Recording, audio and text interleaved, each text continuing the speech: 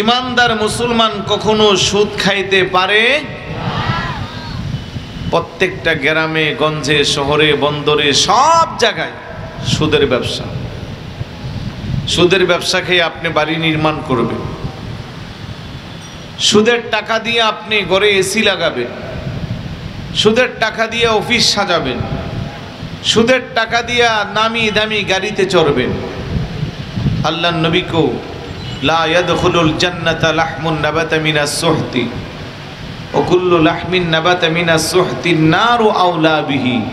উম্মত, অবৈধ উপার্জনের টাকা, সুদের টাকা, ঘুষের টাকা, সন্ত্রাসী, চাঁদাবাজি, খুন খারাপি, রাহাজারি, মানুষকে জবরদস্তি করে চুরি, ডাকাতি, ছিনতাইকারী, এইভাবে উপার্জন করে ওই টাকাগুলো বাজার সজাই করে রান্না করে পেটের ভিতরে ঢুকাইলা, ওইখান থেকে রক্ত সঞ্চয় হলো, শরীরটা মোজা হলো, শরীরে তেল ভাইয়া ভাইয়া পড়লো।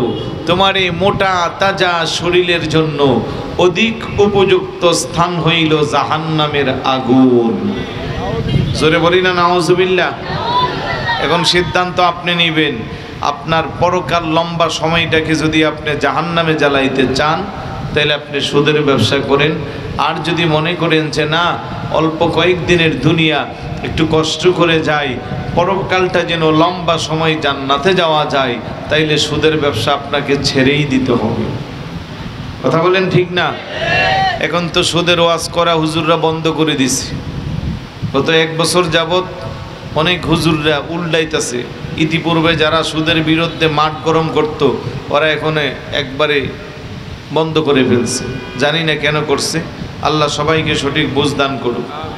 কারণ সুদের পক্ষে কথা বলা মানি কোরআনকে অস্বীকার করা, সুদের পক্ষে কথা বলা মানি আল্লাহর হাবিবের হাদিসকে অস্বীকার করা। আল্লাহর হাবিব বলে সুদ যারা খাবে তাদের অনেকগুলো শাস্তির 70 প্রকারের শাস্তি হবে। তার মধ্যে একেবারে কম শাস্তিটা কেমন? আপন মায়ের সাথে জেনা করলে যেমন শাস্তি, তার চেয়ে আরও বেশি শাস্তি। নাউজুবিল্লাহ কি বলা যাবে না? আরেকটু জোরে বলুন না নাউজুবিল্লাহ। পৃথিবীর কোনো সুস্থ সবল কোনো স্বজ্ঞান ব্যক্তিকে যদি আপনি অফার করেন যে তোরে আমি খাবার দিব না, 15 দিন না খেয়ে থাকবি, 15 দিন পরে সে যদি বেঁচেও থাকে, আপনি যদি তারে প্রস্তাব দেন হ্যাঁ তোরে খাবার দিব, তোর মায়ের সাথে আপত্তি করে কাজ করতে হবে, আপনার কি মনে হয় সে আপনাকে আস্থা রাখবে? সে দা বড়ি দিয়ে আপনার গর্দান উড়াইয়া দিবে। কথা বলেন ঠিক না? যেখানে মাকে একটা গালি দিলে সভ্য শান্ত একেবারে নরম প্রকৃতির মানুষটাও গরম হয়ে যায়, ওইখানে মার ইজ্জতে আঘাত করার প্রস্তাব দিলে তার গর্দানে আলাদা করে ফেলবে। কিন্তু আল্লাহর হাবিব কেন এক্সাম্পল দিল যে মায়ের জানার চেয়ে বেশি শাস্তি, যাতে করে এই সুদ থেকে আমরা অনেক দূরে থাকি। কিন্তু আজকে আমরা এটাকে নাথিং মনে করে অনায়াসে খাচ্ছি, রমরমা ব্যবসা চালাচ্ছি। কেউ খাচ্ছি, কেউ দিচ্ছে, কেউ সাক্ষী থাকে, কেউ লিপিবদ্ধ করে।